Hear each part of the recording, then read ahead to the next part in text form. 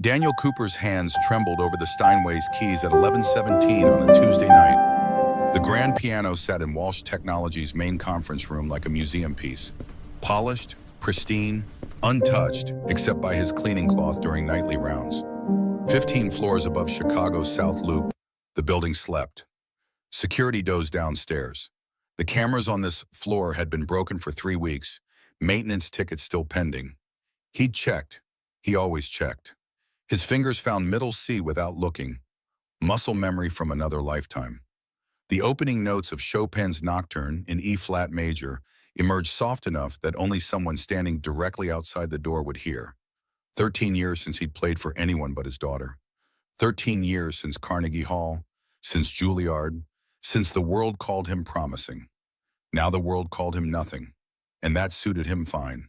The melody unwound from somewhere deep in his chest, each phrase a conversation with ghosts.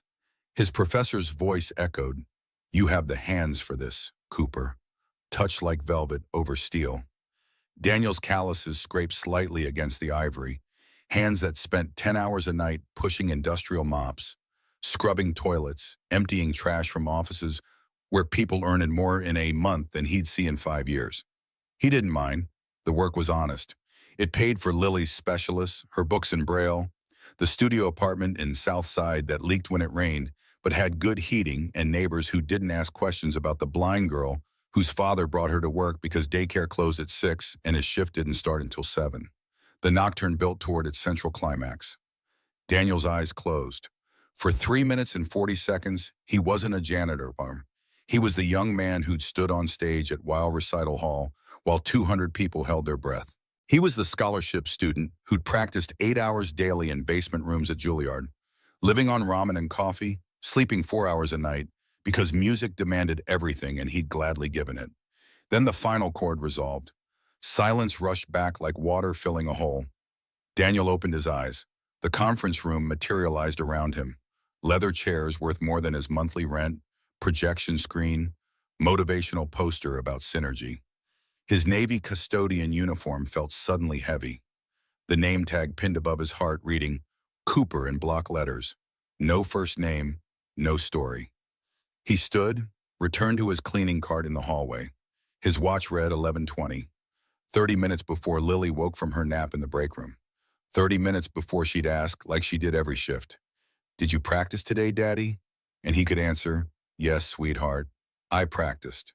The lie that wasn't quite a lie. Practicing implied hope of performing.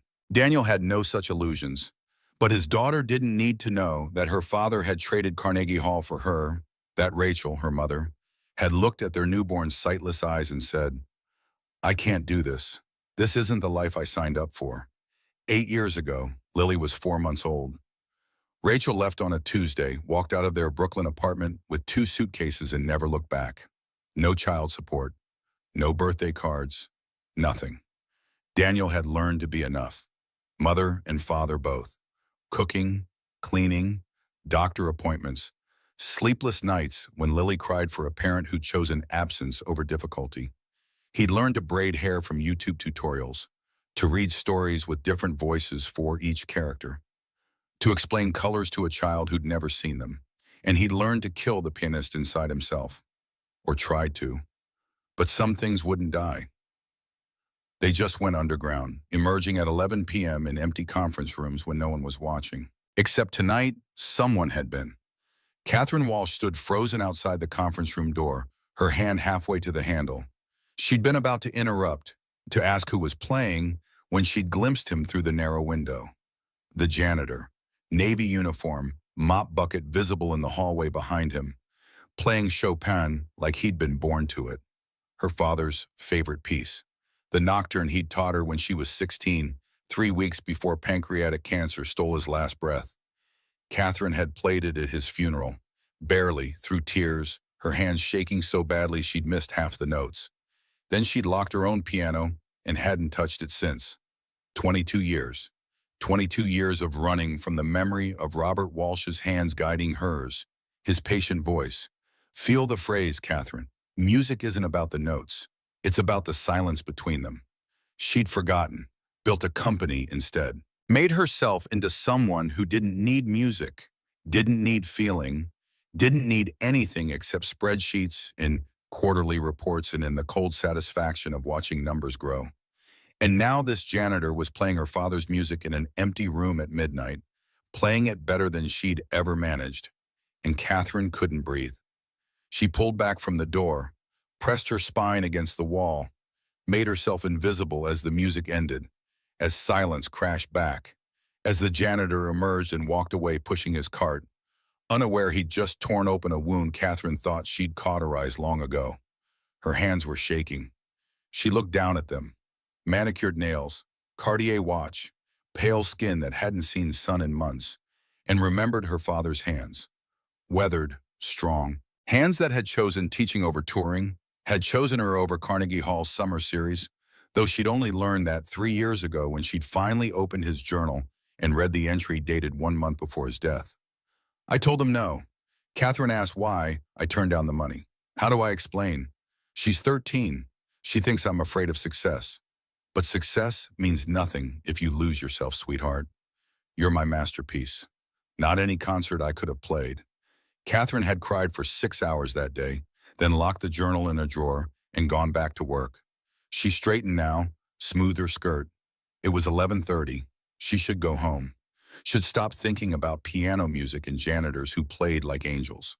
Should focus on tomorrow's board meeting, the one where Graham Porter would present his efficiency initiative and she'd have to defend keeping certain positions that the spreadsheets said were expendable. Instead, she walked to the conference room, sat at the piano, lifted the fallboard with hands that remembered this motion even after 22 years, placed her fingers on the keys. Nothing happened. Her hands simply rested there, frozen, terrified. Catherine lowered the fallboard carefully, stood, left the room without looking back, but she returned the next night and the night after. Always at 11 p.m., always finding a shadow to hide in, always listening as the janitor. She'd learned his name from the door schedule. Daniel Cooper, night custodian, shift 7 p.m., 3 a.m., played for 20 minutes before returning to his rounds. On the third night, she heard the child, "Daddy, when I play, I can see colors. Is that silly?" Daniel's voice came soft, infinitely patient. "No, sweetheart, that's magic." Catherine moved closer to the crack in the door. Through it, she saw a little girl sitting beside Daniel at the piano, 8 years old maybe, golden hair in a braid, dark glasses that meant something permanent, small hands on the keys, guided by larger ones. "Will you leave me like Mommy did?" The question was a knife. Catherine watched Daniel pull his daughter close, watched his face contort with love and pain. "Never, Lily. You're my whole world. I gave up everything for you. You already did, Daddy. And I'd do it again 1,000 times." Catherine's throat closed. She'd never wanted children, never understood the appeal. But watching this man with his blind daughter, watching him teach her piano in secret because presumably he couldn't afford lessons, watching him choose her over and over, she understood her father suddenly, understood the journal entry, understood sacrifice. She slipped away before they finished, left a coffee outside the custodian's closet with a note. "Thank you for the music." Next morning, a note on her office door. "You're welcome. But who are you?" Catherine didn't answer. How could she explain she was the CEO paying him $15.50 an hour? The woman who'd forgotten how to feel until a janitor and his blind daughter reminded her. She pulled his personnel file instead. Daniel James Cooper, age 35, single father, previous employment, dishwasher, barista, warehouse loader, delivery driver. 18 months at Walsh Technologies, perfect attendance, no disciplinary issues. But buried in the file, an application from 13 years ago. Education, Juilliard School, Bachelor of Music, Piano Performance, 2012. Catherine's coffee went cold in her hand. She spent her lunch hour on Google, found reviews. Rising star Daniel Cooper displays technical brilliance and emotional depth rare in one so young. Found a YouTube video from 2012. Daniel at 22 playing Rachmaninoff's second piano concerto at Weill Recital Hall. The audience gave him a standing ovation. The camera caught his smile, young, hopeful, certain the world was his. Then nothing. The trail went dark 8 years ago. No more performances, no more reviews, just silence. Catherine cross-referenced dates. Lily was 8, born blind, according to the emergency contact form, optic nerve hypoplasia, no corrective surgery possible. The timeline wrote itself. Daniel had given up his career for his daughter, had walked away from concert halls and recording contracts and whatever bright future Juilliard promised. Had chosen her over his dreams, like Catherine's father had chosen her. She closed the browser, stared at her office wall, at the Forbes 40 under 40 plaque, the framed photo of her shaking hands with Chicago's mayor, the shelf of awards that meant nothing suddenly. 22 years building a company. For what? Her phone buzzed. Graham Porter. Board meeting Friday 9 a.m. Efficiency review. Be ready to defend your positions. Catherine's stomach twisted. She knew what that meant. Graham had been pushing for workforce reductions for months. 15%. 47 people. She'd been fighting him, finding other savings, but he was right about one thing. The night custodian position was redundant. They had a day shift supervisor who could handle the work. The night janitor was technically unnecessary. Daniel Cooper was technically unnecessary. Catherine deleted the message, put her head in her hands, and tried very hard not to think about a little girl asking, "Will you leave me like Mommy did?" Friday morning arrived like an execution date. Catherine dressed in her armor, Armani suit, perfect hair, expression that gave nothing away. The boardroom was glass and steel, overlooking the Chicago River. 8 people waited. Graham Porter at the head, silver-haired and cold-eyed. Susan Yang, the CFO who'd never met an expense she couldn't cut. 6 others, venture capitalists and private equity veterans who saw people as line items. Graham started without preamble. We've identified 47 positions for elimination. 14.9% workforce reduction. Catherine's reviewed the list. He slid a folder across the table. Catherine opened it, recognized names, good people. Maria in accounting who brought cookies every Friday.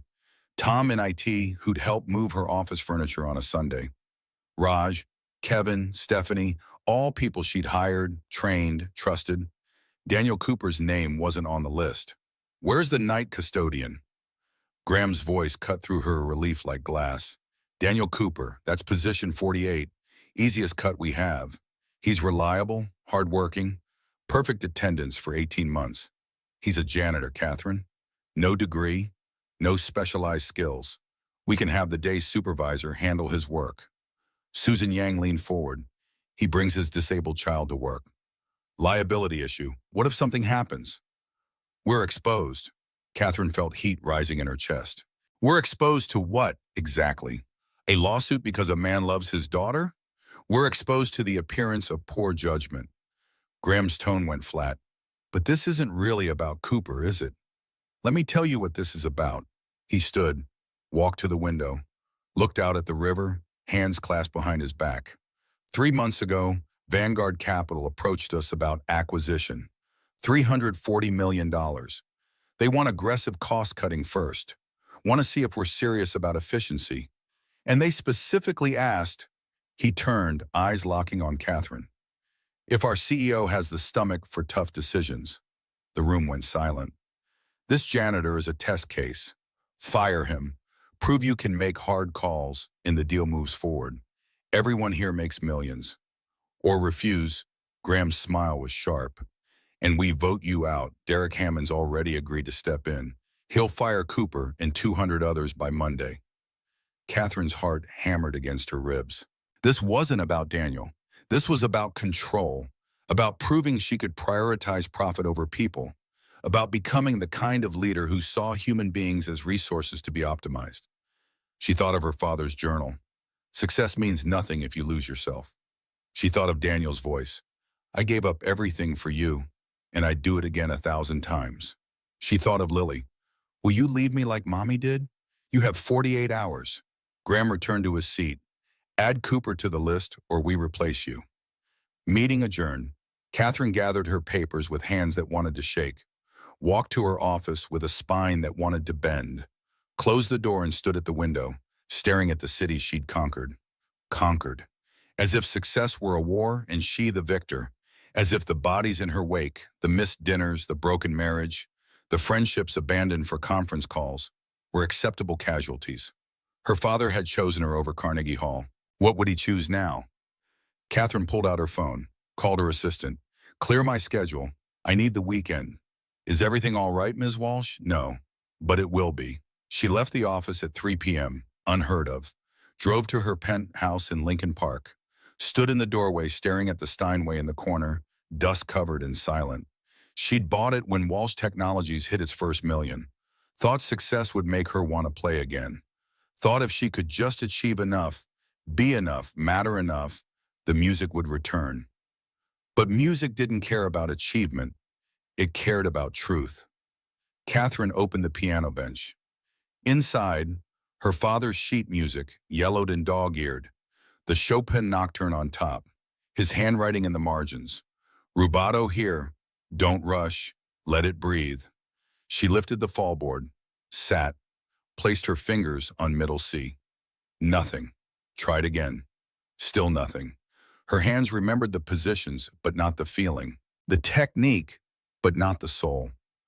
Catherine stood, paced her living room, poured a glass of wine at 4 p.m., then another at 6, watched the sun set over Lake Michigan, and thought about the choice Graham had given her. Fire Daniel or lose everything. Except she'd already lost everything that mattered. Her father, her music, herself. She traded them all for corner offices and board meetings, and the hollow satisfaction of being called successful by people who measured worth in dollars. At 2 a.m., Catherine found herself at her father's journal. She'd read it once, 3 years ago, couldn't bring herself to read it again. But tonight she opened it, flipped to the entry she remembered. March 15, 2003. Carnegie Hall called. Summer series, 8 performances, $50,000. Catherine asked why I said no. How do I explain? She's 13. She thinks I'm afraid of success.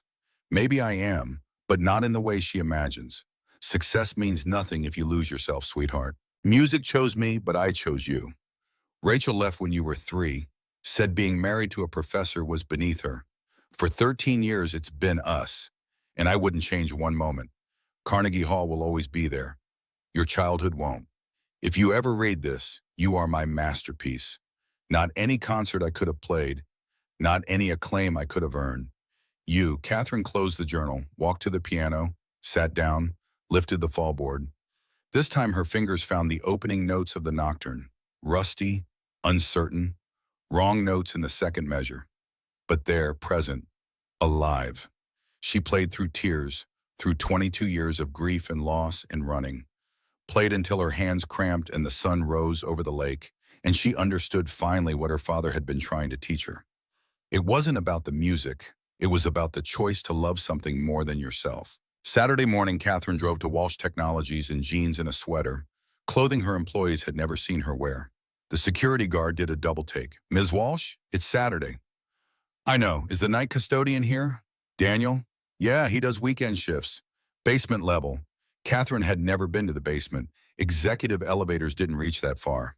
She took the stairs, concrete and institutional, smelling of cleaning solution and old paint. The fluorescent lights buzzed. At the bottom, a narrow hallway led to supply closets and break rooms. She found Daniel in a storage room, inventory clipboard in hand. He looked up when she entered. Surprise flickered across his face before settling into careful attention. Can I help you? He didn't recognize her. Catherine realized she'd been careful to stay invisible during those late-night listening sessions. And now, in casual clothes, she was just another office worker he'd never met. I'm Catherine Walsh, the CEO. Recognition dawned slowly. Daniel straightened, set down his clipboard. Oh, is something wrong? Catherine's prepared speech dissolved. She stood in a basement supply room, wearing jeans about to destroy a man's life, and couldn't find the words. I need to talk about something important. The company is making budget cuts. Your position is being eliminated. She watched his face, saw the moment the news hit, saw him absorb it with quiet dignity that made her want to scream. I understand. When? Effective immediately. Daniel nodded, looked around the supply room as if seeing it for the last time. I appreciate you telling me in person. That's kind. The word kind was a blade. Catherine forced herself to continue. I'm sorry, it's just business. I know. His voice cracked slightly. I'll find another job, but he stopped. Catherine waited. But I won't find another place with a piano for Lily. Catherine's breath caught. How do you know I know about Lily? Daniel's eyes widened. Then understanding crossed his face. The coffee, the jasmine perfume. Lily told me weeks ago, an angel is listening to us play, Daddy. She has better senses than most people with sight. He met Catherine's gaze directly. I knew it was you, the CEO who works until midnight every night, who stands outside the conference room like music is the only thing keeping her alive. Catherine couldn't speak. Daniel continued, voice soft now. I knew you were there, and I let you listen, because I thought, maybe you needed it as much as I needed to play. Something in Catherine's chest cracked open. You knew I'm a janitor, Ms. Walsh. People don't see me, but I see them. I've watched you these past 3 weeks. How you stand outside that door. How you cry sometimes. How you never come in. He picked up his clipboard again. Lily's audition is in 2 weeks, Fulton Community Center. Full scholarship if she makes it. I've been preparing her every night. His voice broke on the last word. Now I have to tell her we can't come here anymore. That I failed her. Catherine sat heavily on a supply crate. The basement felt too small suddenly. Too hot. She thought of Lily's question. Will you leave me like Mommy did? How do you do it? The question came out raw. Give up everything for her? Daniel looked surprised. I didn't give up everything, Ms. Walsh. I found everything. Lily is my masterpiece. Not any concert I could have played. The words were identical to her father's journal entry. Catherine felt tears sting her eyes. What did you give up? Daniel asked gently. What? You play piano. I can tell by how you stand in doorways. Posture of someone who knows music. But you don't anymore. So what did you give up? Catherine looked at this man, this janitor, this Juilliard graduate, this father who'd sacrificed everything, and felt the walls she'd built for 22 years begin to crumble. My father was a pianist, taught at Northwestern. He died when I was 16. I stopped playing, built a company instead, thought success would fill the space he left. Did it? No, Daniel was quiet for a moment. Then, we build fortresses when we lose people. Mine was being the perfect father to compensate for an absent mother. Yours was being the perfect CEO to compensate for an absent father. But fortresses keep everyone out, including ourselves. Catherine stood. Her hands were shaking. I should go. I'm sorry about your job. Ms. Walsh? Daniel's voice stopped her at the door. Thank you for telling me yourself. Most people would have just had HR send an email. That took courage. Catherine walked out without answering, took the stairs back up, 15 floors, needing the burn in her legs to distract from the pain in her chest. When she reached her office, Graham Porter was waiting inside. Well, he demanded, did you fire him? Catherine looked at the termination papers on her desk, at Daniel Cooper's name highlighted in red. She thought about Lily asking if her father would leave her, thought about her own father's journal. You are my masterpiece. Thought about what kind of person she wanted to be when she looked in the mirror. No. Graham's face went purple. Excuse me? I'm not signing these, and I'm not firing anyone else on this list. Then you're fired, Catherine, effective immediately. Catherine opened her desk drawer, started packing personal items into a box. No need. I quit. The words hung in the air like smoke. Graham stared as if she'd lost her mind. You're throwing away everything you built. Catherine picked up the photo of her father, the only personal item she kept in this office. His smile looked back at her, proud and gentle. No, I'm finally building something that matters. This is professional suicide. This is freedom. She filled the box with what little remained. Her Northwestern diploma, a music box that played Chopin, a smooth stone from the beach where her father had taught her to skip rocks. When she was done, she turned to face Graham. Daniel Cooper is worth more than this entire company. He sacrificed everything for love. What have we sacrificed? Our souls, our humanity, our ability to see people as anything other than resources to be optimized. Graham's voice went cold. You're going to regret this. Maybe. Catherine picked up her box. But I won't regret becoming someone my father would be ashamed of. She walked out of her office for the last time. Employees watched from cubicles, whispering. Catherine didn't care. She'd spent 22 years living for their approval, for the board's approval, for the market's approval. And where had it gotten her? Alone in a corner office, signing termination papers, forgetting how to play piano. The elevator ride down felt like falling and flying simultaneously. When the doors opened on the ground floor, Catherine went straight back to the basement corridor, back to the supply room where she'd broken a good man's world. Daniel was still there, sitting on a stepladder, head in his hands. He looked up when she entered. Confusion and weariness warred on his face. I quit. Daniel stood. What? I just walked out. Resigned. Told Graham Porter where he could put his efficiency initiative. Catherine laughed, a sound of disbelief and liberation. I'm unemployed, Daniel, just like you. Why would you do that? Because you reminded me of something I'd forgotten. My father taught me to play piano when I was little. Told me music was the language of the soul. That if I ever lost myself, I just needed to sit at a piano and find my way home. She met Daniel's eyes. I lost myself 22 years ago. Built a career instead. Forgot why I was building anything at all. Then I heard you playing with Lily and I remembered. Daniel shook his head slowly. You gave up your company for me. You don't even know me. I gave up my company for myself. Catherine corrected gently. But I'm hoping to change that second part. The not knowing you part. Before Daniel could respond, a small voice called from the hallway. Daddy, are you in here? Lily appeared in the doorway, white cane tapping ahead. A woman from the building daycare followed close behind. Sorry, Mr. Cooper, she insisted on finding you. Daniel moved to his daughter immediately, kneeling beside her. I'm here, sweetheart. Everything's okay. You're sad. Lily tilted her head. Your voice sounds sad. And there's someone else here. The angel lady. Catherine froze.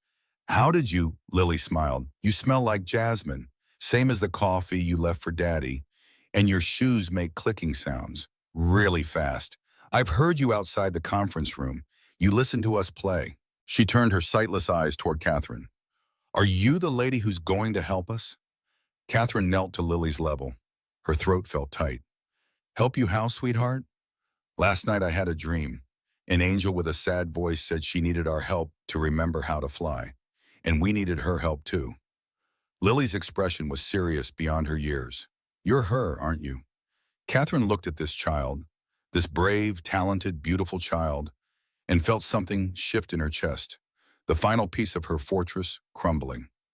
I don't know about being an angel, but your daddy and I both lost our jobs today, so maybe we do need each other's help.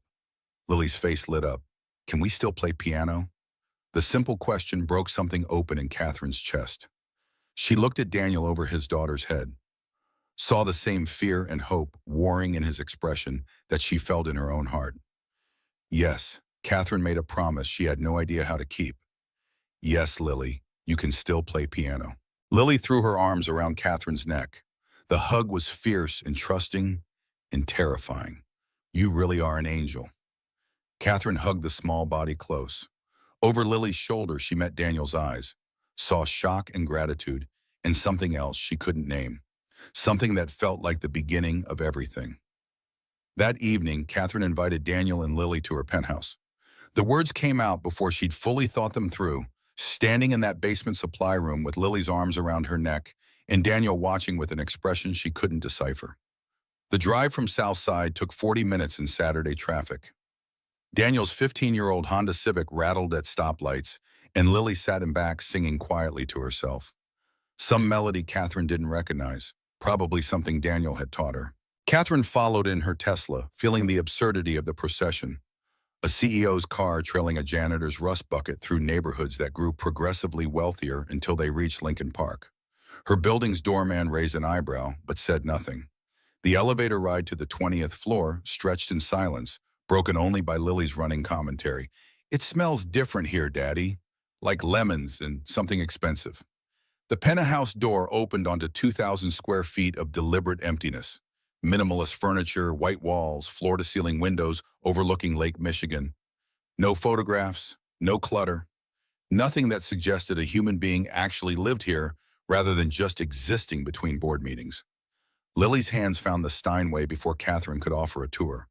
The child moved through the space with her cane, methodical and certain, until her fingers brushed the piano's polished surface. "Daddy, there's a piano here!" Daniel's breath caught audibly. He crossed to where his daughter stood, his work boots loud on the hardwood. His hand traced the Steinway's curve with something like reverence. Modeled Catherine watched him recognize the instrument, saw his face do complicated things. "My father gave it to me." "Not exactly gave. I bought it when Walsh Technologies hit its first million. Told myself success would make me want to play again." She didn't finish the thought. Didn't need to. The dust on the fallboard spoke clearly enough. "Can I play it?" Lily's question pulled at something in Catherine's chest. The child's face was so hopeful, so unaware that permission had never been required, that Catherine couldn't speak for a moment. "Please." Lily climbed onto the bench. Her small hands found the keys, pressed middle C tentatively. The sound filled the space, rich, full, impossibly pure. Lily gasped. "Sounds like sunshine." She played a scale, then another, growing bolder with each successful progression. Daniel stood beside the piano, not touching it, just watching his daughter discover joy in expensive acoustics. His expression made Catherine understand something about love she'd never grasped before, that it could be both fierce and gentle, protective and freeing all at once. When Lily finished her scales, she turned her face toward Catherine with eerie accuracy. "Your turn. I can't. Please." The word carried weight beyond its syllable. "Daddy says music is better when you share it." Catherine's legs carried her to the piano before her brain approved the decision. She sat beside Lily on the bench, their hips touching. The child's hand found hers, squeezed once. "Just feel it. Don't think." Catherine closed her eyes, let her fingers drop to the keys.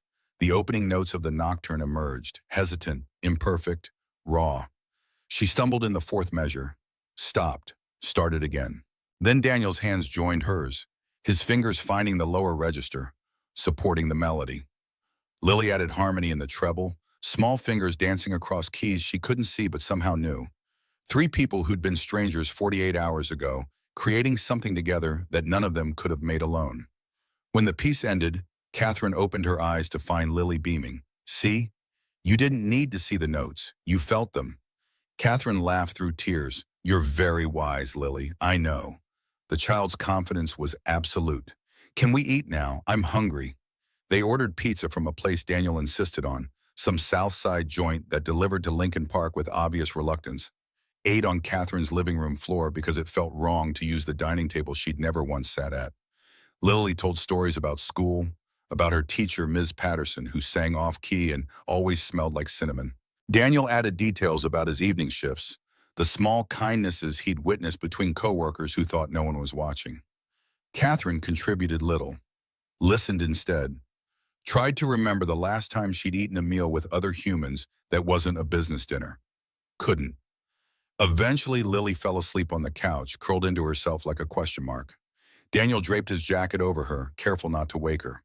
When he turned back, Catherine was standing at the windows, staring at the city lights reflected in the lake. "What will you do now?" His voice came quiet, not wanting to disturb his daughter's sleep. "About work?" Catherine had been asking herself that question for 6 hours. Had no answer that made sense. "I have savings, enough to last a while. Honestly, I don't know." She glanced at Lily's sleeping form. "What about you?" Daniel's shrug tried for casual and failed. "Look for another job. Service industry, probably. Restaurant work. Maybe warehouse loading. Whatever has hours that work around Lily's school." He looked at his daughter, and Catherine saw the fear underneath his calm. "Hardest part is telling her we can't do piano lessons anymore. I can't afford a real teacher. And without access to that conference room," his voice trailed off. Catherine's mind was already racing, connecting dots, seeing possibilities where most people would see only obstacles. This was what she did, or had done, turned problems into solutions, found the angle no one else considered. What if you didn't have to stop? Daniel's head snapped toward her. "Catherine, no, listen." She moved away from the window, energy building. "What if we started a music school? For kids like Lily, children with disabilities who don't get opportunities because the system isn't built for them. Free lessons, no barriers. That's a beautiful dream. But dreams need funding. I have funding. Savings, investments, a severance package Graham's probably regretting offering right now. What I don't have is purpose or any idea how to actually run a music school. You want me to help you? I want you to run it. Catherine sat on the arm of her couch, careful not to disturb Lily. Be music director. Design the curriculum. Teach the students. You're the one with the Juilliard degree and the gift for teaching. I'll handle the business side, permits, funding, marketing, all the corporate machinery I know too well. Daniel shook his head slowly, but Catherine saw something kindle in his eyes. Hope, maybe, or terror, possibly both. Why would you do this for me? 3 days ago, I was ready to fire you to save my position. Catherine's honesty cut through the room's darkness. Today I walked away because I realized I've spent 22 years building something I thought mattered, building it wrong, building it empty. She met his eyes across the dim space. Let me spend the next 22 building something right. Lily stirred on the couch, mumbled something incoherent, settled back into sleep. Daniel watched his daughter for a long moment before responding. She deserves opportunities I can't give her alone. Real training, professional instruction, a chance to develop her gift beyond what I can teach in stolen moments. His gaze returned to Catherine. Yes, okay, let's try this. They shook hands. Catherine felt calluses rough against her palm, the physical evidence of 8 years spent cleaning other people's spaces. Felt something shift in her chest. Not quite attraction, not yet, but recognition. Two people who'd lost themselves finding each other in the wreckage. From the couch, Lily's voice drifted sleepy and certain. I told you, the angel needed our help to fly him. 3 months later, Catherine understood that hope was a currency that bought nothing in the real world. The converted garage they'd rented in Pilsen cost $800 monthly and smelled perpetually of motor oil. 4 students attended lessons, Lily plus 3 children from Fulton Community Center's waiting list, all with disabilities that made traditional music education impossible or unaffordable. Daniel taught with a patience that bordered on superhuman. A 6-year-old boy with autism who couldn't tolerate loud sounds learned to find the piano's whisper voice, playing so softly the notes barely emerged. A 12-year-old girl with cerebral palsy struggled to control her hands, but discovered she could play bass notes with her left foot on a modified pedal. A 9-year-old deaf child felt rhythms through vibrations, her body becoming the metronome.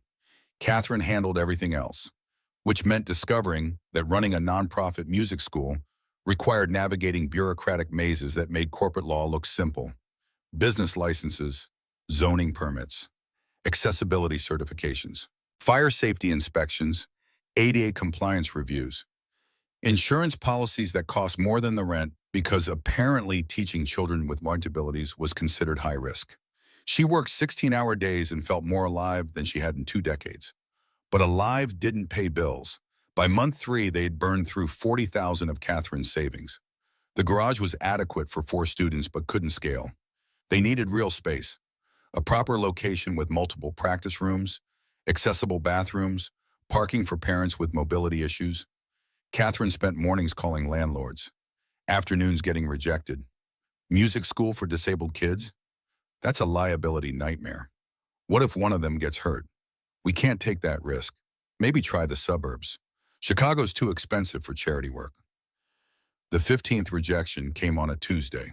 Catherine sat in her Tesla outside a warehouse in West Loop, staring at her phone, feeling the weight of other people's dreams pressing against her chest. Daniel was counting on her. Lily was counting on her. 3 other children and their families were counting on her, and she was failing. Her phone rang. Graham Porter. She'd blocked him after leaving Walsh Technologies, but apparently he'd gotten a new number. Catherine let it ring through to voicemail, listened to the message later. Catherine, it's Graham. We need to talk about your little project. Call me back. She deleted it without responding. That evening, she attended Lily's lesson at the garage. The girl had progressed remarkably in 3 months, playing scales with confidence, tackling simple pieces with growing complexity. But she was ready for more, ready for proper instruction beyond what a converted garage could offer. "How's the space search going?" Daniel asked after the students left. He was wiping down piano keys with the same care he'd once given to Walsh Technologies' conference room piano. Catherine couldn't lie to him. "Not well. We've been rejected by 15 landlords. Nobody wants the insurance exposure." Daniel stopped cleaning. His shoulders tensed in a way Catherine had learned to recognize as him processing bad news while trying not to show Lily his worry. "How long can we keep going here?" "Maybe 2 more months. Then we'll need to figure something else out." The something else hung unspoken between them. Giving up. Returning to their separate lives. Daniel finding another custodian job. Catherine maybe going back to corporate consulting. Lily losing her music education again. The thought made Catherine physically ill.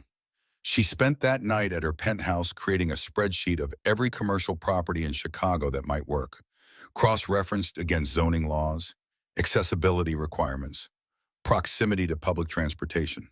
By 3 a.m., she had a list of 8 possibilities. By the end of the following week, she'd been rejected by all 8. On Friday, Daniel came to her apartment, the first time he'd visited without Lily. The girl was at a sleepover with a school friend, rare and precious. Daniel looked exhausted, the kind of tired that sleep wouldn't fix. "I need to tell you something." He sat on her couch without invitation, his usual careful politeness abandoned. "I'm not sure we can keep doing this." Catherine's heart dropped. "What do you mean?" "I mean, Lily's audition for Fulton Community Center is in 2 weeks.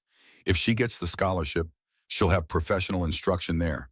Real teachers with credentials. A proper program." His hands twisted together. Maybe that's the better path. Maybe trying to build this school is just, I don't know, pride, ego, me wanting to be something I'm not anymore. Catherine sat beside him, close but not touching. "You are a Juilliard graduate who played Carnegie Hall. You are a gifted teacher who's changed 4 children's lives in 3 months. What aren't you?" "Enough," the word came out broken. "I'm not enough to make this work. You've spent $40,000 and gotten nowhere. Maybe it's time to admit defeat." The defeat in his voice cut deeper than any board meeting ambush. Catherine recognized it. The voice that whispered late at night that all your efforts were futile, that you should have stayed safe, that risk was just another word for inevitable failure. "My father turned down Carnegie Hall for me." Catherine hadn't planned to share this, but the words came anyway. $50,000, 8 performances, summer series. He said no because it would have meant months away from a 13-year-old girl who'd already lost her mother. Daniel's hands stilled. "I didn't know. I didn't either until 3 years ago. Found his journal after his death. He wrote, 'You are my masterpiece.' Not any concert I could have played." Catherine turned to face Daniel directly. "You told me the same thing about Lily, that she was your masterpiece. Do you still believe that?" "Of course. Then believe this too. Harmony House is part of that masterpiece. Your ability to teach, to connect, to see these children as whole people rather than limitations. That's a gift, Daniel. Rarer than perfect pitch or technical brilliance. And it deserves a proper space to flourish." She stood, energy returning. "Lily's audition is in 2 weeks? Fine, we keep trying for 2 weeks. I'll call every landlord in Chicago if I have to. And if we haven't found something by then, we'll reassess. But we don't quit tonight." Daniel looked up at her with something like wonder. "Why are you doing this?" "Really? Because my father chose me over his career and never regretted it." Catherine's voice went quiet. "Because you chose Lily over yours and built something beautiful anyway. Because I spent 22 years measuring success wrong, and I'm tired of it. Because—" She stopped. The next words felt too large, too soon. Because somewhere in the past 3 months, between rejected permits and piano lessons in a garage that smelled like motor oil, she'd started to care about this man and his daughter in ways that terrified her. Because this matters, the safest version of the truth. We matter. What we're building matters. Daniel stood. They were close now, close enough that Catherine could see exhaustion written in the lines around his eyes. Close enough that when he reached out and took her hand, she felt the tremor in his fingers. "Thank you. Not for the encouragement. For something deeper. For seeing him as more than what the world had reduced him to. For believing when belief felt impossible." Catherine squeezed his hand once, let go before the moment could become something neither of them was ready to name. Go home. Get some sleep. Monday, we keep looking. Monday brought a call back from a landlord she'd contacted 3 weeks prior. Howard Cho owned a warehouse in West Loop, 3,000 square feet with high ceilings, good bones, terrible lighting. He'd initially declined because of insurance concerns. Now he wanted to meet. Catherine and Daniel arrived at 10 a.m. The space was raw but promising. Concrete floors, exposed ductwork, windows that hadn't been cleaned in years. But the acoustics were extraordinary. Daniel clapped once and the sound resonated like a bell. Howard Cho was 68, Vietnamese-American, wearing dress slacks and a cardigan despite the May heat. He walked the space slowly, pointing out features. The electrical panel that needed updating, the HVAC system that worked but wheezed, the loading dock that could be converted to a ramp. Rent is $3,500 monthly. His voice carried an accent softened by decades in Chicago. But I need to know you're serious. I've seen too many nonprofits start with good intentions and fold in 6 months. Catherine opened her laptop, showed him their business plan. 30 pages of financial projections, curriculum outlines, student recruitment strategies. Daniel added his credentials, the Juilliard diploma he'd kept in a drawer for 13 years. Howard studied the documents in silence. Then, my son was born with cerebral palsy 42 years ago. Doctors said he'd never walk, never talk, never be independent. He looked up from the laptop. They were wrong about everything. David's a software engineer now, married, 2 kids, house in Evanston. But when he was young, nobody would teach him anything. Every school, every program, they looked at his wheelchair and saw limits. Howard's eyes moved between Catherine and Daniel. One teacher believed in him, Mrs. Chen at Roosevelt Elementary. She spent her lunch hours teaching David to read when everyone said it was pointless. Changed everything. He handed back the laptop. $2,000 a month. I'll waive the first 2 months to give you time to get established. But I need one promise. You don't give up on these kids. Ever. Even when it's hard, even when the money runs tight. You stick with them. Catherine's throat tightened. We promise. Then you have a space. They signed the lease that afternoon. Spent the next week transforming the warehouse. Painting walls pale yellow at Lily's suggestion because that color sounds happy. Installing proper lighting. Building practice rooms with sound dampening. Setting up a small reception area. Daniel's construction knowledge, gleaned from years of odd jobs, proved invaluable. He built wheelchair-accessible piano benches, installed tactile markers on the floor for students with vision impairments, created storage for specialized equipment. Catherine handled permits and inspections with renewed determination. Called in favors from her corporate days. Found a pro bono lawyer willing to help with 501(c)(3) paperwork. Discovered grants for disability-focused arts programs. On opening day, 7 students enrolled. By week 2, 15. Word spread through Chicago's disability community like wildfire. There was a place now, a place that said yes instead of no. A place where children weren't defined by what they couldn't do. Daniel flourished. Catherine watched him teach a 9-year-old boy with Down syndrome to play Twinkle, Twinkle, Little Star, with such patience and joy that she had to leave the room before anyone saw her crying. Watched him help a girl with muscular dystrophy discover she could play bass notes with her elbow when her hands grew too tired. Watched him become the teacher he was always meant to be. And somewhere in the chaos of building and teaching and growing, Catherine caught herself watching Daniel in ways that had nothing to do with nonprofit administration. The way his face lit when a student had a breakthrough. The way he'd hum while installing soundproofing. The way he looked at her across crowded rooms and smiled like they shared a secret the rest of the world couldn't understand. She told herself it was gratitude, partnership, respect. She was lying. Lily's audition arrived on a Sunday afternoon in late June.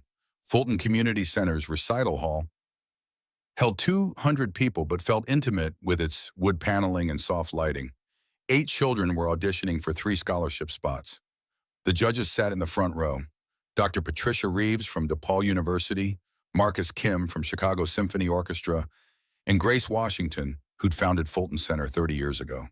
Daniel paced the hallway outside, his nervous energy contagious. Catherine stood beside him, wanting to offer comfort, but unsure how. They'd maintained careful boundaries over the past 3 months, professional, friendly, never crossing the invisible line into something more complicated. She'll be brilliant. Catherine tried for confidence she didn't feel. Lily was talented but young. The other auditioners were older, more experienced. What if I didn't prepare her enough? Daniel's voice carried all his fear. What if she freezes? What if? Then she'll have learned something valuable. Catherine caught his arm, made him look at her. But she won't freeze. You've taught her to be brave. That matters more than perfect technique. The door opened. A volunteer called, "Lily Cooper?" Daniel guided his daughter into the recital hall, got her settled at the piano, adjusted the bench, whispered something Catherine couldn't hear. Kissed the top of Lily's head. Then he had to step back. Rules were clear about parental involvement during auditions. Lily sat alone at the piano, so small she looked lost. Her hands found the keys, positioned themselves. She took a breath. "I'm playing Chopin's Nocturne in E-flat major." Catherine's breath stopped. That was her father's piece. Daniel's piece. The piece that had connected them all. Lily began. The opening bars emerged delicate and sure. Her technique was solid, 3 months of intensive practice showing in every phrase. She navigated the melody with confidence that belied her age, finding the rubato naturally, letting the music breathe. Catherine felt Daniel's hand find hers in the darkened audience. Squeezed once, hard.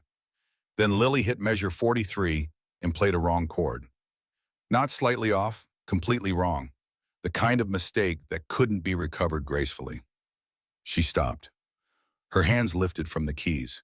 In the silence, Catherine could hear the child's breathing, fast and frightened. 10 seconds passed. 20. The judges waited, expressionless. Standard protocol. They couldn't help or hinder. Either Lily would recover or she wouldn't. Daniel's hand in Catherine's tightened until the bones ground together. His whole body was tense, every instinct screaming to go to his daughter. But he couldn't. Rules forbade it. 30 seconds. Lily's face showed panic. Then Daniel whispered, barely audible, probably breaking a dozen regulations. "Remember what we talked about, sweetheart. Mistakes aren't failures. They're chances to show courage." Lily's head tilted slightly. Listening. Processing. She took a breath, placed her hands back on the keys, found the measure after her mistake and continued. Not from the beginning, from where she'd stopped. Acknowledging the error, but not letting it define her. The rest of the piece poured out with even more emotion than before, as if the mistake had freed something in her. The final phrases sang with a depth that made Catherine's chest ache. When Lily played the last chord and let it fade naturally into silence, not a person in that recital hall moved. 3 seconds of absolute stillness. Then Dr. Reeves stood, started applauding. The entire audience followed, rising to their feet. Not just polite recognition, genuine appreciation. They'd witnessed something rare. A child not just performing music but understanding it. Lily sat at the piano uncertain. Daniel rushed to her, wrapped her in his arms. "You did it, sweetheart. You were perfect. But I messed up, Daddy." And then you kept going. His voice broke with pride. "That's what made it perfect. Not the notes, your courage."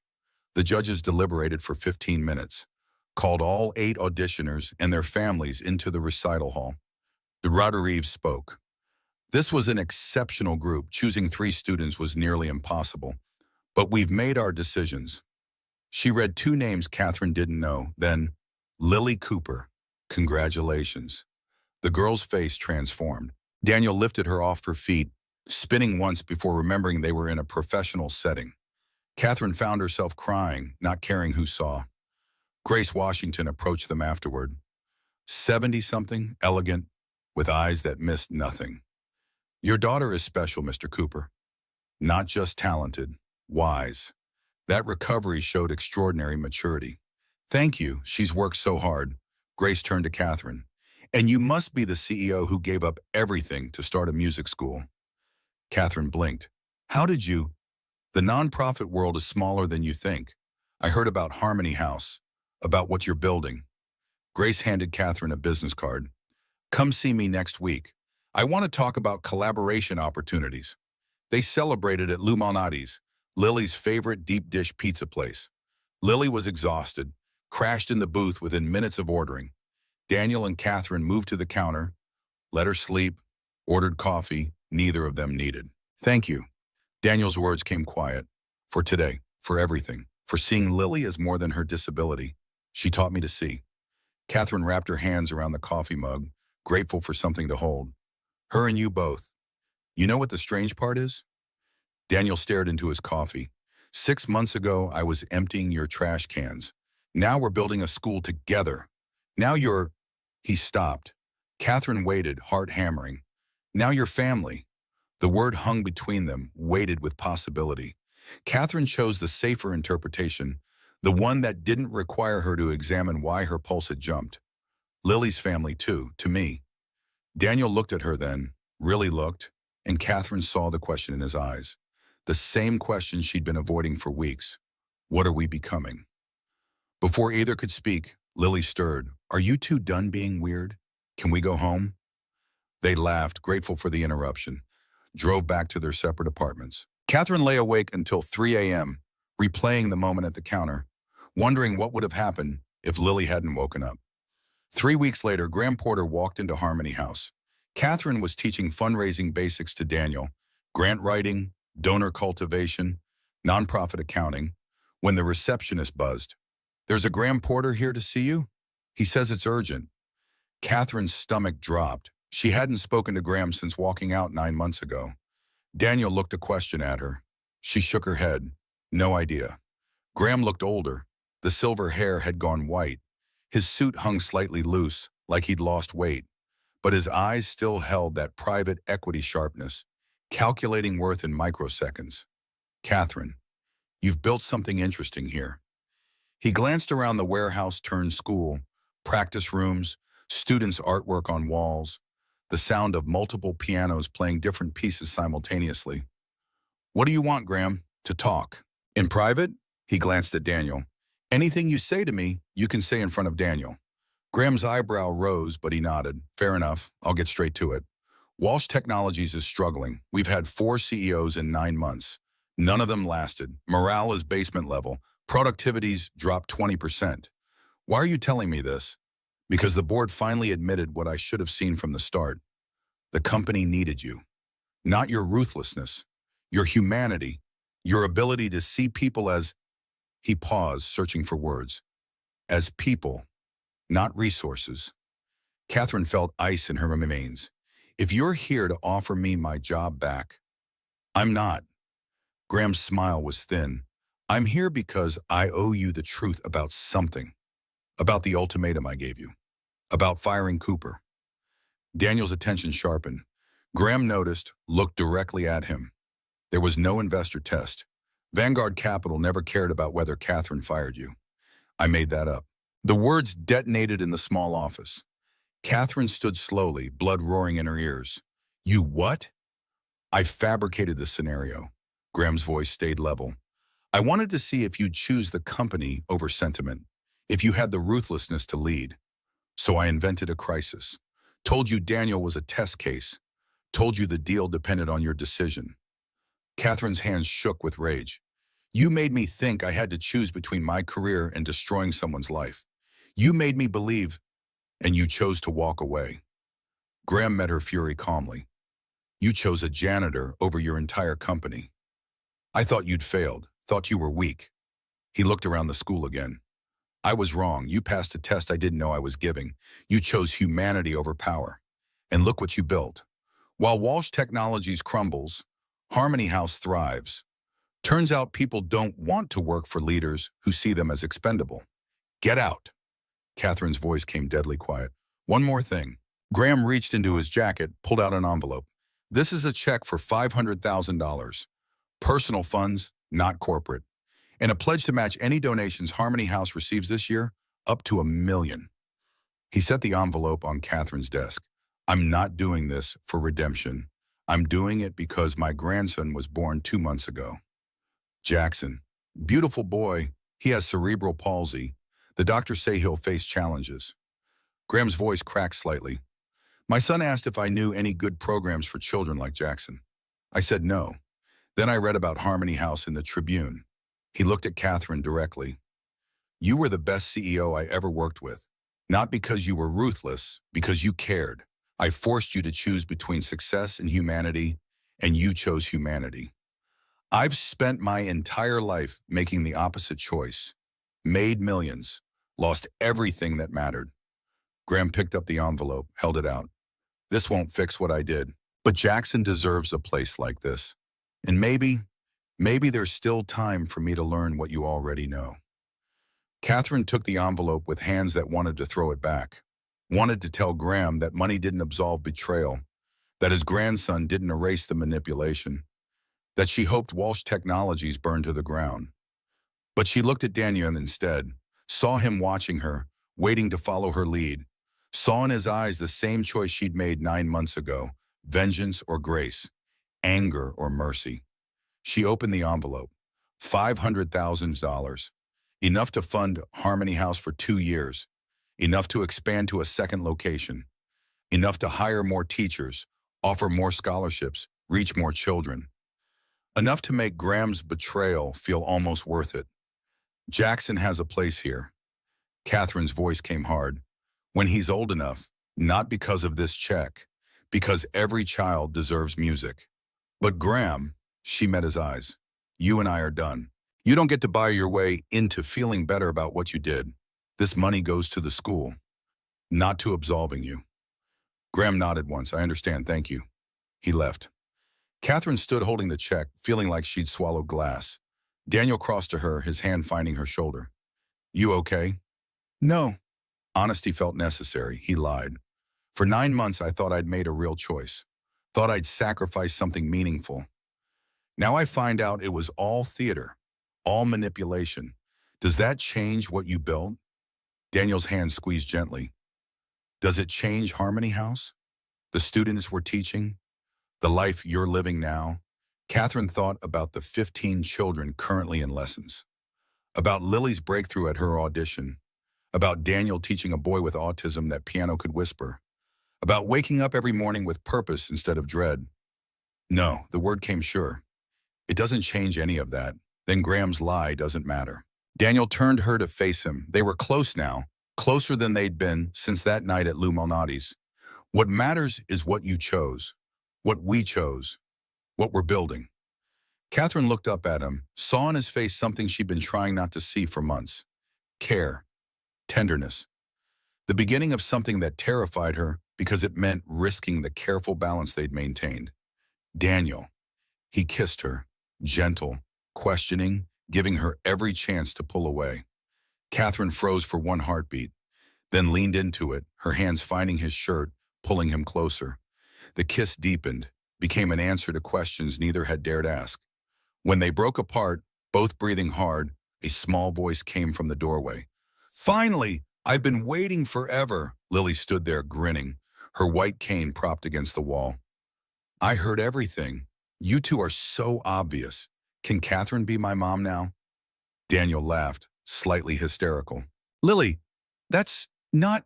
We've been building a family for 9 months. Lily's voice carried absolute certainty. You make Daddy smile for real. He makes you laugh. You both make me happy. What else do you need? Catherine knelt beside the girl. What if you want to think about it? Take some time? I've been thinking about it since the first night you let me play your piano.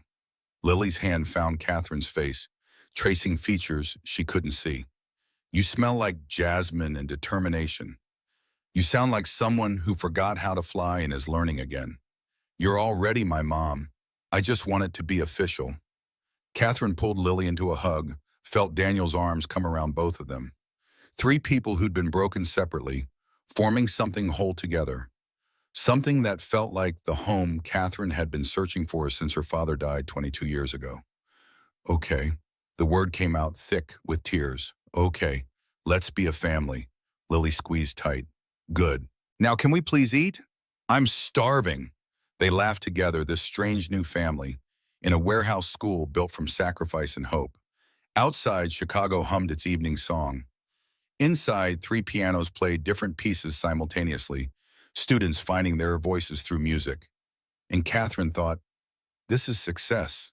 Not corner offices or board meetings or Forbes lists. This, love and purpose and children learning to be brave. Everything else was just noise. 6 months after Graham's check cleared, Catherine stood in the home she'd never imagined owning. Not the penthouse. She'd sold that for $800,000, using half to expand Harmony House and the other half as down payment on this three-bedroom Craftsman in Logan Square. Hardwood floors that creaked in the mornings. A backyard with an actual tree. 2 bathrooms that fought for hot water. A kitchen where all 3 of them could cook simultaneously, bumping hips and laughing. Daniel had moved in gradually. First a toothbrush in the guest bathroom, then work clothes in the closet. Finally, one Sunday in September, he'd brought the last boxes from his Southside studio, and Lily had declared, now we're really a family. They hadn't rushed anything. No engagement, no wedding plans, just 3 people learning to orbit each other's lives with grace. Daniel still woke at 5 a.m. out of habit, made coffee strong enough to strip paint. Catherine still worked brutal hours but came home now instead of sleeping at the office. Lily had her own room painted lavender. That's what Wednesday afternoons sound like, with a Braille library and a keyboard by the window. The music room held 2 grand pianos. Daniel's was a restored Yamaha they'd found at an estate sale, slightly out of tune, but with good bones. Catherine Steinway had made the move with professional movers who charged a fortune and been worth every penny. Friday nights they played together. Sometimes Chopin. Sometimes Lily's original compositions that mixed classical structure with jazz improvisation. Sometimes just scales while Lily conducted from the couch, calling out dynamics. Daddy, softer. Catherine, you're rushing. Those were the good nights. The bad nights came when Catherine reviewed Harmony House's financials and watched the numbers bleed red. 30 students now, 7 teachers on payroll, 2 locations, the West Loop warehouse and a smaller space in Pilsen for overflow. Insurance premiums that doubled every 6 months because apparently teaching children with disabilities meant preparing for lawsuits from helicopter parents and opportunistic lawyers. Equipment costs that never stopped. Specialized benches, modified instruments, Braille music printing, accessible software. By December, they were $12,000 short for the month. Catherine had covered it from personal savings. January hit $14,000 short. February would be worse, $15,000 minimum, and she'd already drained most of Graham's initial donation, expanding too fast. The math was brutal. They needed $36,000 in the next 3 months, or they'd have to close 1 location. Fire teachers, turn away students. Catherine spent a Tuesday morning calling banks about loans. The 5th rejection came from First Chicago, a loan officer named Brad, who probably never worried about money in his life. Ms. Walsh, your credit is excellent, but the business model isn't viable. Nonprofits serving high-risk populations don't generate sufficient return to guarantee repayment. I'm afraid we can't help you. We're not asking for venture capital. Just a bridge loan until our grant funding comes through. The answer is no. I'm sorry. Catherine hung up, stared at her laptop screen showing the budget spreadsheet that had haunted her dreams for weeks. Felt the familiar panic rising. The same feeling she'd had at Walsh Technologies when quarterly reports came due and the numbers didn't match projections. Except this wasn't about shareholder value. This was about 30 children who'd found their voices through music. This was about teachers who believed in impossible things. This was about Lily and Daniel and the family they'd built from rubble. Daniel found her at the kitchen table at 2 a.m., laptop still open, wine glass empty beside 3 coffee cups. You need to sleep. I need to find $36,000. Catherine rubbed her eyes, felt grit and exhaustion. We're out of options. Banks won't loan. Grant applications take 6 months minimum. Our donor base is tapped out. Daniel sat across from her, his hands wrapped around her cold fingers. What about a fundraiser? Something bigger than the small stuff we've been doing? Like what? A bake sale? Selling Girl Scout cookies? Like a gala? His voice came steady, sure. High-end event. Performances by our students. Silent auction. Tickets at $500 a head. We invite everyone. Old corporate contacts, wealthy families, philanthropists who fund arts programs. Catherine shook her head. Galas cost money to produce. Money we don't have. Venue, catering, marketing, printing. We'd need 20,000 up front minimum. Howard Cho would let us use the warehouse for free. Students could perform, no professional musicians to pay. Parents could handle food, potluck style but fancy. Your old assistant at Walsh Technologies, didn't she go into event planning? Catherine's mind started calculating despite her exhaustion. Maria Santos. She'd kept in touch sporadically.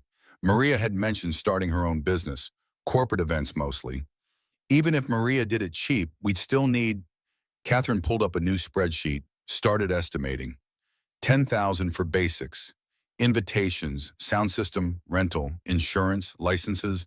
Use what's left of my savings. Daniel's voice stayed calm. Daniel, no, that's your emergency fund. This is an emergency.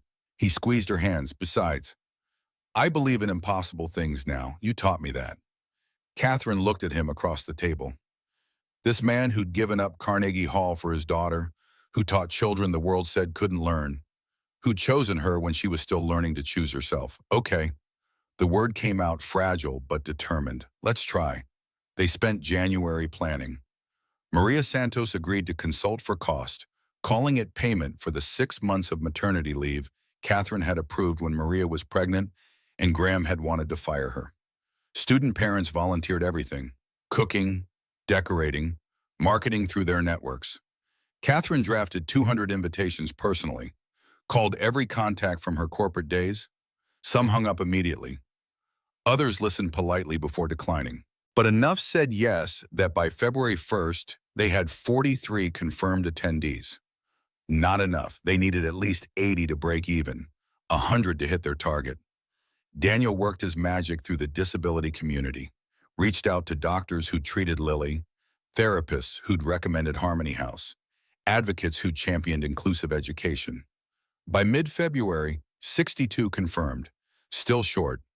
Catherine sat in Maria Santos's office, a small space above a Polish bakery in Avondale, reviewing the numbers for the 20th time. Maria was 38, perpetually pregnant despite having only one child, with organizational skills that bordered on supernatural. You need a headline donor. Maria tapped her pen against the budget. Someone who'll give big enough that others follow. The herd effect. Rich people don't want to be first, but they'll pile on once someone leads. I don't know any major philanthropists. Yes, you do. Maria pulled out her phone, scrolled, turned the screen.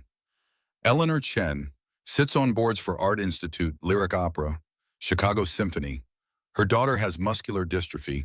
She donated $2 million to Northwestern's Disability Research Center 3 years ago. Catherine's chest tightened.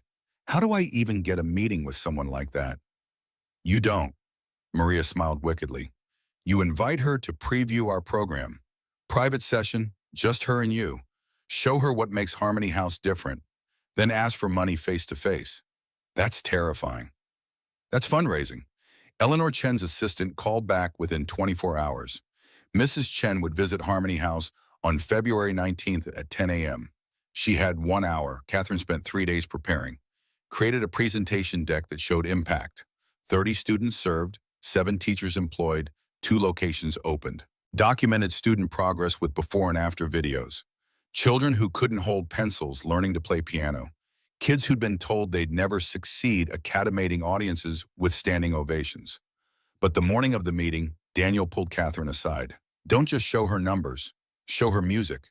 What do you mean? Play for her. His hands found her shoulders, steadying. Your piano, not a student performance, you. Show her what music means to you. Why you gave up everything for this. I haven't performed for anyone except you and Lily in 22 years. Then it's time. His voice carried absolute conviction. Eleanor Chen doesn't need another PowerPoint presentation. She needs to understand what we're building here, and the only way to do that is to show her your heart. Catherine wanted to argue, wanted to hide behind data and statistics and safe corporate presentations, but Daniel was right.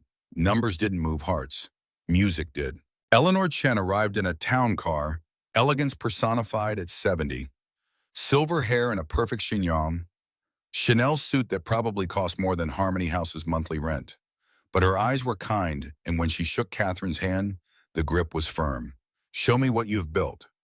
Catherine gave the tour. Practice rooms where a boy with cerebral palsy played bass notes with his feet while a girl with autism discovered piano's whisper voice. The reception area where parents waited, swapping stories about doctors and specialists and small victories. The bulletin board covered in student artwork, drawings by children who couldn't see, paintings by kids who couldn't hold brushes normally. Eleanor watched everything, asked questions that showed she'd done research, knew about Catherine's resignation from Walsh Technologies, about Daniel's Juilliard background, about Lily's scholarship to Fulton Center. Impressive. But I fund many organizations. Why should Harmony House be different?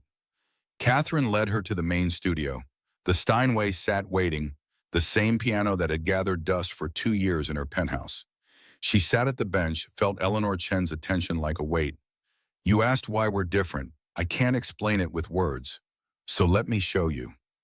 Catherine placed her hands on the keys, closed her eyes, began playing the Nocturne in E-flat major, not as Catherine Walsh, former CEO trying to impress a donor, as the girl whose father had taught her that music was the language of the soul, as the woman who'd heard a janitor play this piece and remembered what it felt like to be alive. She played the mistake Lily had made at her audition, deliberately this time. Let it ring out wrong, then continued, showing that errors didn't mean failure. They meant humanity, courage, the willingness to keep going when perfection shattered. The final notes faded. Catherine opened her eyes. Eleanor Chen sat with tears streaming down her face. My daughter Grace was 8 when she was diagnosed. Eleanor's voice came thick. Doctors said she'd be in a wheelchair by 12, dead by 20. She's 34 now. Married, works at the Art Institute teaching classes for children with disabilities. Every doctor was wrong. She pulled a checkbook from her purse, wrote slowly, carefully, tore out the check, and handed it to Catherine. $200,000, unrestricted funding. Use it however you see fit. Catherine stared at the check. Her hands shook. I can't. You just showed me why this matters. Eleanor stood, not with statistics, with truth. You reminded me that success isn't about what we achieve. It's about who we become in service of something larger than ourselves. She paused at the door. I'll see you at your gala, and I'm bringing 20 friends.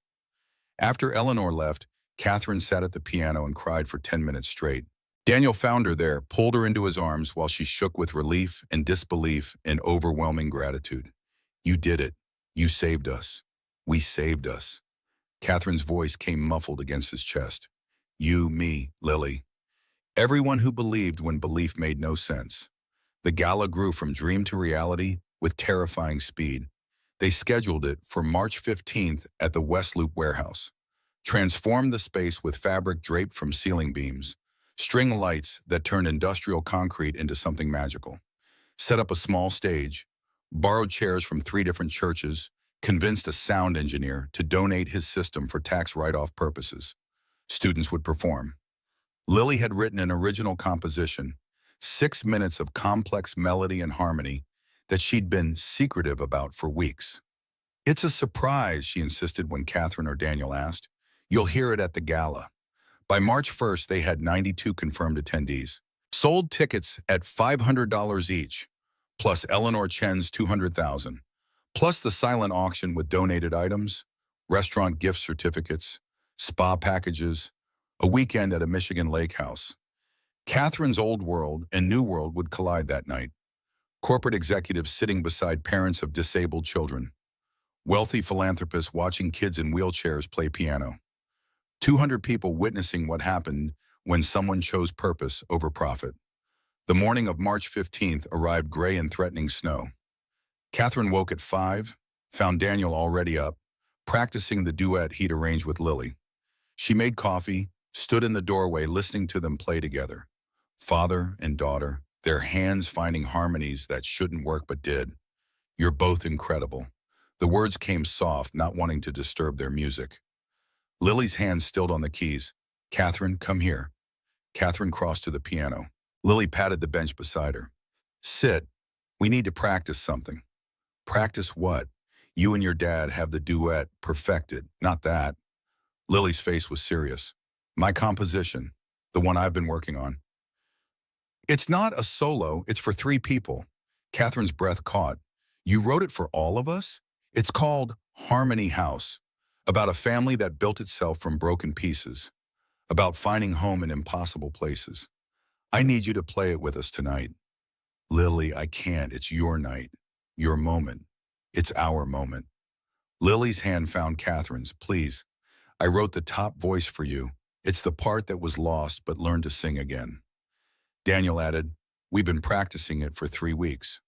Wanted to surprise you, but we need you to rehearse at least once before tonight. Catherine looked between them, this child who saw the world more clearly than most people with sight, this man who'd redefined every assumption she'd held about success and sacrifice. Her family. Okay, show me. They spent 2 hours at the piano. Lily's composition was extraordinary, technically complex but emotionally direct. Catherine's melody line wove through Daniel's bass and Lily's harmony, 3 distinct voices creating something impossible alone. The piece built to a climax that required all 3 of them playing fortissimo, hands flying across keys, then resolved into a quiet coda that felt like coming home. By the 5th run-through, they had it. Not perfect, Catherine still stumbled in measures 40 through 43, but real, honest, true. At 6 p.m., the warehouse doors opened. Guests arrived in evening wear, looking slightly uncertain about entering a space that usually smelled of piano polish and children's laughter. But Maria had worked magic with the transformation. Candles everywhere, fabric softening harsh concrete, scattered music stands holding flower arrangements. Catherine wore a simple black dress, elegant but not ostentatious. Daniel had rented a tux that made him look like he'd stepped out of his Carnegie Hall past. Lily wore navy blue with her hair in intricate braids, courtesy of 3 neighborhood girls who'd spent the afternoon playing beauty salon. By 7, all 92 guests had arrived, plus 18 walk-ins who'd heard about the event through word of mouth. The silent auction tables were mobbed. The wine flowed. Catherine worked the room with skills honed in 20 years of corporate networking, but deployed now for something that mattered. At 7:30, Daniel took the stage. Thank you all for coming. Tonight you'll hear from students who were told they couldn't learn music, that their disabilities made art impossible. Every person you'll see perform tonight proves that conventional wisdom is just another word for limited imagination. He introduced the first performer, a 5-year-old with Down syndrome who played Mary Had a Little Lamb with such concentration that the audience held its breath. Then a teenage girl who was deaf, playing a drum solo that shook the rafters. Then a boy with cerebral palsy whose modified piano setup allowed him to create melodies that made Catherine's eyes sting. Each performance carried weight beyond technique. These weren't just concerts. They were declarations of existence, proof that different didn't mean less. During intermission, the silent auction closed. Maria tallied numbers and whispered in Catherine's ear, $81,000. We're going to make it. Then came the final performance. Daniel returned to the stage. Our last piece tonight is a world premiere, an original composition by Lily Cooper, age 8. She's titled it Harmony House, and she'll be performing it with her family. Catherine's heart hammered as she walked to the piano. 3 benches arranged side by side, Lily in the middle, Daniel on her left, Catherine on her right. The audience shifted, uncertain what they were about to witness. Lily's hands positioned themselves. She counted them in, 1, 2, 3, and they began. The opening belonged to Daniel, deep bass notes that spoke of sacrifice and loss and choosing love over dreams. Then Lily entered with the middle voice, bright, complex, fearless. Finally, Catherine's melody soared above both, hesitant at first, then growing bolder as the piece progressed. The music told their story without words. 3 people broken in different ways, finding each other, building something impossible. The middle section grew chaotic, all 3 playing frantically, hands crossing, notes colliding, until Lily's theme cut through, organizing the K into beauty. Catherine felt tears streaming as she played.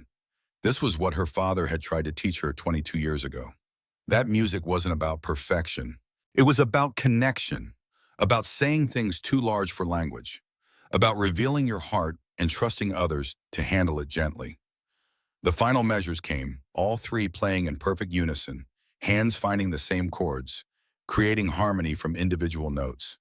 The last chord faded slowly, naturally, no one rushing the silence that followed. 3 seconds.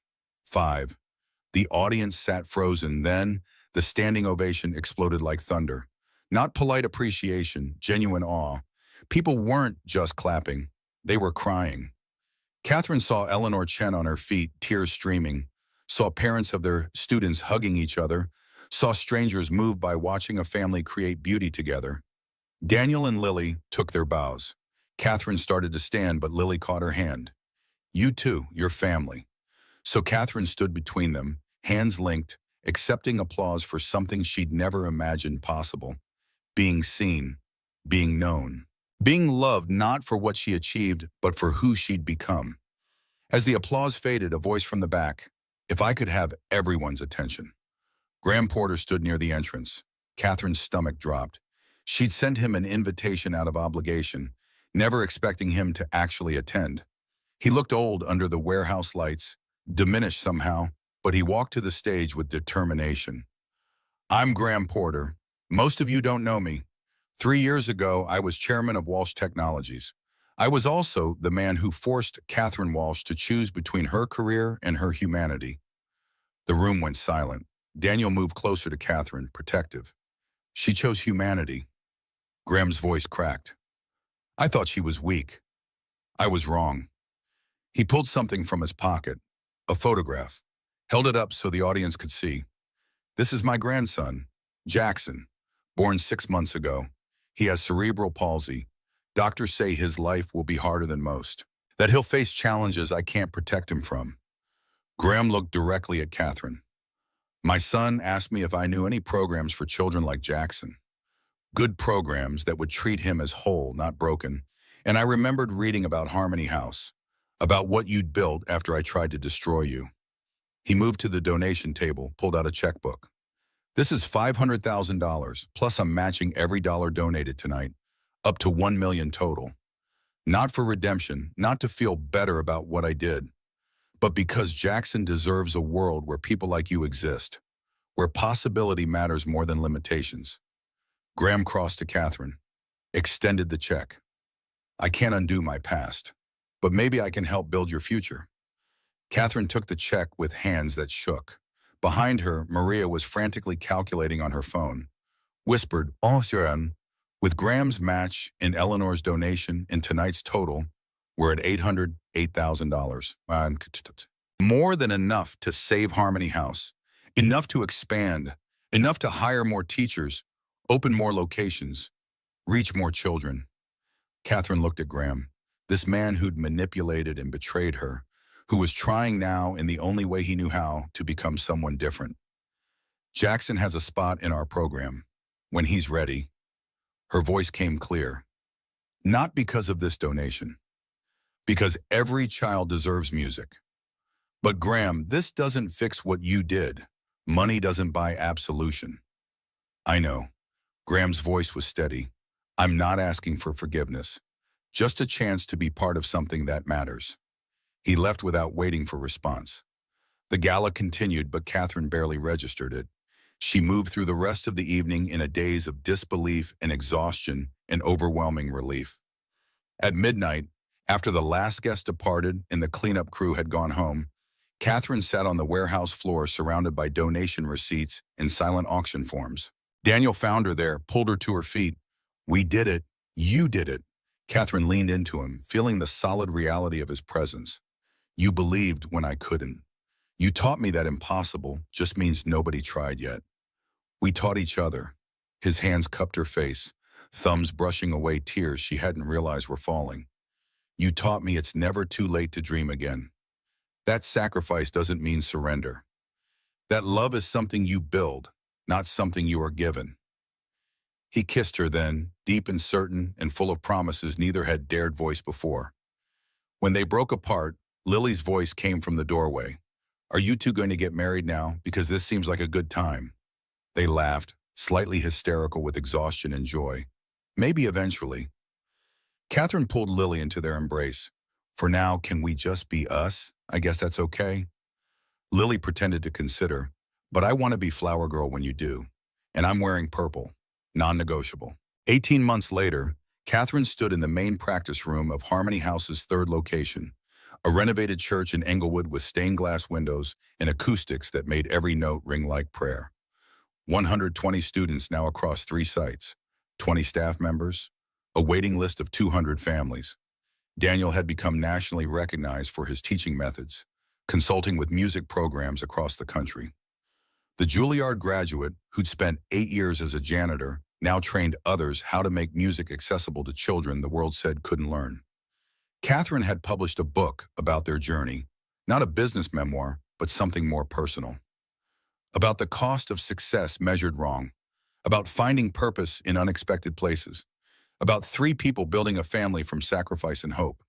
The advance had funded Harmony House's expansion. The speaking engagements that followed brought awareness in donors and partnership opportunities. But the best moments were still the small ones. Friday nights at home, playing piano while Lily conducted from the couch. Sunday mornings making pancakes, Daniel burning them because he couldn't stop watching Catherine and Lily dance in the kitchen. The everyday miracle of being known completely and loved anyway. Today, Catherine taught a beginner class. 6 students, ages 5 to 8, all with various disabilities, including Jackson Porter, Graham's grandson, now 18 months old, and already showing interest in sounds and patterns. She guided Jackson's tiny hands to middle C. "Can you press this for me?" The toddler's finger found the key. Pressed. The note rang clear. Jackson's face lit with delight. The same expression Lily had worn at 8 when Catherine had first let her play the Steinway. "Good job, Jackson. That's music. You made that sound all by yourself." Graham watched from the observation window, his face doing complicated things. He came to every one of Jackson's sessions. Never missed. Sat quietly, taking notes, asking questions about how to support his grandson's development. He'd changed, not completely, probably not enough, but visibly. Learning to see people as humans first, challenges second. After class, Catherine found Daniel in his office reviewing applications for their new scholarship program. $8,000 annually for exceptional students who couldn't afford private lessons, funded by Graham's continued donations and Eleanor Chen's growing foundation support.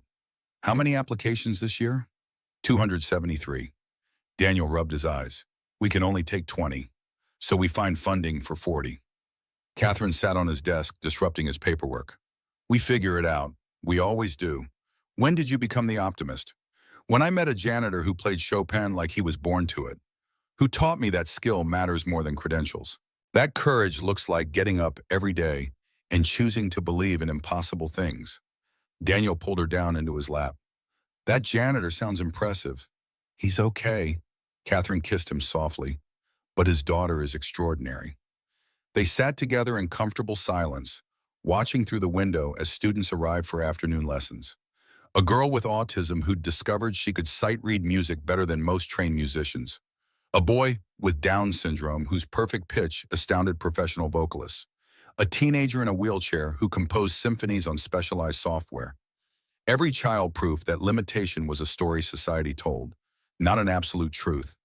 Every family a testament to what happened when someone chose to see possibility instead of deficit. That evening, the 3 of them returned home to Logan Square. The house felt alive now, Lily's Braille books scattered across the living room, Daniel's sheet music covering the dining table, Catherine's laptop perpetually open on the kitchen counter. The organized chaos of people who actually lived rather than just existed. They gravitated to the music room without discussion. Friday night ritual. Daniel and Catherine at their respective pianos, Lily between them on a small bench, ready to conduct or join in as the mood struck. "What should we play?" Catherine's question was rhetorical. They always played the nocturne eventually, the piece that had connected them, the piece that had changed everything, the Chopin.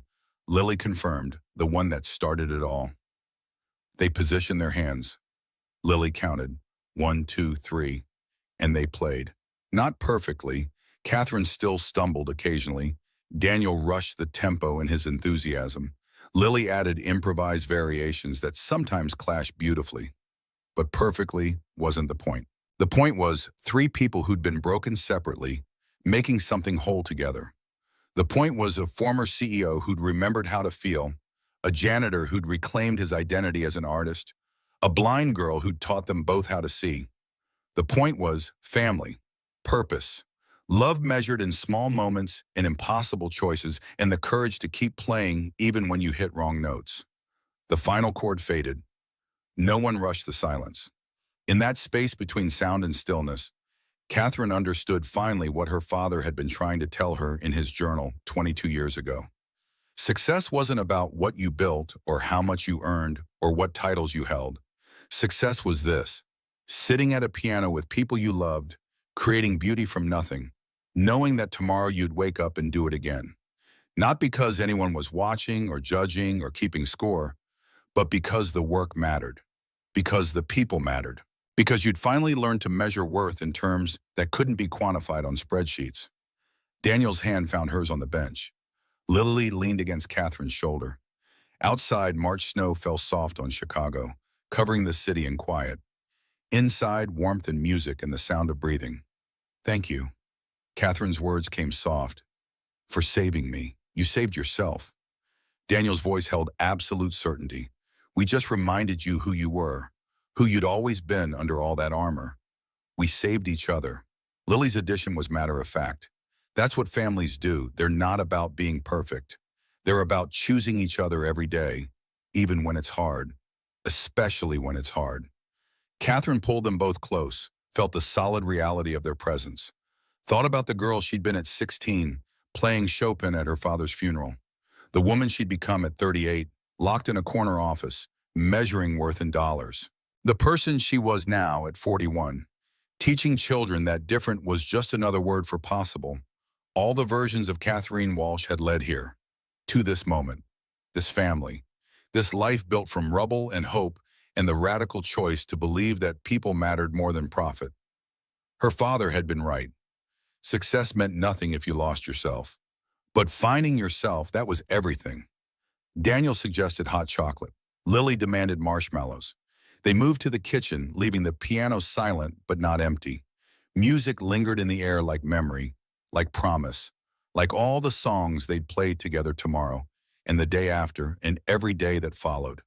Because this was what they'd built. Not just Harmony House with its 120 students and 3 locations and national recognition, but this, 3 people who'd learned to be brave together, who'd chosen love over fear, possibility over limitation, connection over isolation, who discovered that the most important things in life couldn't be seen on Forbes lists or balance sheets or success metrics. They could only be felt in the warmth of small hands finding yours in darkness, in melodies emerging from silence, in the daily miracle of being known completely and chosen anyway. And that was worth more than all the corner offices in the world.